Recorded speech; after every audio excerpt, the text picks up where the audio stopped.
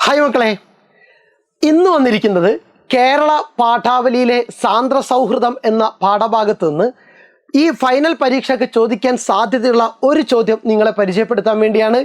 പഠിക്കുക, 2 തവണ കേൾക്കുക. ചോദ്യം ഇതാണ്: സാന്ദ്ര സൗഹൃദം.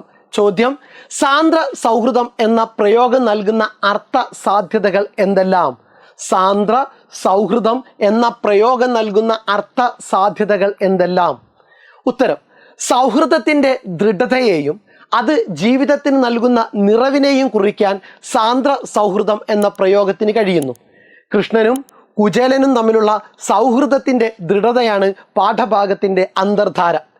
ജീവിതത്തിൻ്റെ വിപരീത ധ്രുവങ്ങളിൽ നിൽക്കുമ്പോഴും അവർക്കിടയിൽ സൗഹൃദത്തിൻ്റെ തെളിമ നിറഞ്ഞു നിൽക്കുന്നു. പരസ്പര സ്നേഹത്താൽ ബന്ധിതമായ നിസ്വാർത്ഥമായ സ്നേഹമാണ് അവരുടേത്. അവിടെ ശ്രീകൃഷ്ണൻ ദ്വാരകയുടെ അധിപനോ കുചേലൻ ദരിദ്ര ബ്രാഹ്മണനോ അല്ല. ഉപാധികളില്ലാതെ ഭേദഭാവങ്ങളില്ലാതെ സ്നേഹിക്കുന്ന സുഹൃത്തുക്കൾ മാത്രം.